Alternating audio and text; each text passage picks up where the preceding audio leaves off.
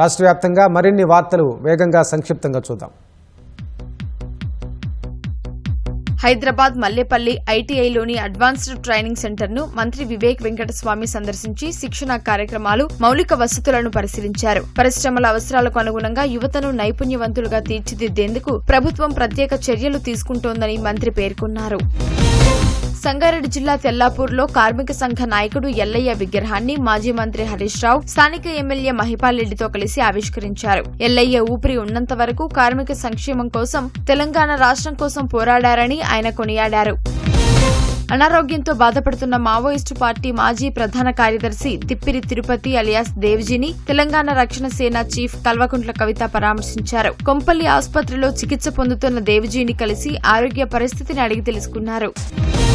కరీంనగర్లోని జింకల పార్కులో పర్యావరణ దినోత్సవాన్ని పురస్కరించుకుని మంత్రి పొన్నం ప్రభాకర్ మొక్కలు నాటారు. జడ్చర్ల డిగ్రీ కళాశాల అసిస్టెంట్ ప్రొఫెసర్ చేపట్టిన పాముల ప్రదర్శన ఆకట్టుకుంది. విసర్జన సర్పాలతో ఎలాంటి ప్రమాదం లేదని పాముల ప్రదర్శన నిర్వాహకులు తెలిపారు.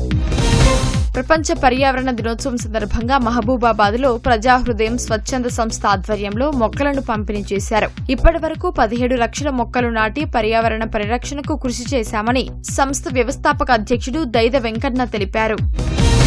సీఎం పర్యటన బందోబస్తుకు విధులు ముగించుకుని తిరిగి వస్తుండగా పిడుగుపాటుకు గురై ఏఆర్ కానిస్టేబుల్ మృతి చెందిన ఘటన నాగర్ కర్నూలు జిల్లాలో చోటు చేసుకుంది. ఉప్పుడుంతల మండలం ఉల్పారాకి చెందిన మద్దమల్ల రాజు 2 రోజులుగా సీఎం బందోబస్తులో పాల్గొన్నారు. ఎస్పీ సంగ్రామ్ సింగ్ పాటిల్ కుటుంబ సభ్యులను ఓదార్చారు. ఆదిలాబాద్ డైట్ కళాశాలలో డీసెట్లో అర్హత సాధించిన అభ్యర్థుల సర్టిఫికేట్ల పరిశీలన గడువును పొడిగించారు. ఇవాళ మధ్యాహ్నం వరకు ధృవపత్రాలను పరిశీలిస్తామని ఉమ్మడి జిల్లా కన్వీనర్ అబ్దుల్ తెలిపారు. పెద్దపల్లి జిల్లా మంథనిలో ఉద్యోగాలు కోల్పోయిన ఆర్టీసీ కాంట్రాక్టు స్వీపర్లు బస్సుల్లో, బస్టాండ్లో తిరుగుతూ భిక్షాటన చేపట్టారు. కుటుంబ పోషణ కోసం చిప్పలు చేతపట్టి ప్రయాణికులను ఆశ్రయిస్తూ తమ దుస్థితిని వివరించారు. కరీంనగర్ జిల్లా రామడుగు మండలం వెలిచాల గ్రామ చెరువులో ఉపాధి హామీ పథకం కూలీలు వర్షాల కోసం బతుకమ్మ ఆడారు. వేసవిలో ఎదురయ్యే ఎండవేడి కష్టాలను గుర్తు చేసుకుంటూ పాటలు పాడారు. బతుకమ్మ ఆటపాటలతో చెరువు పరిసరాల్లో కోలాహలం నెలకొంది.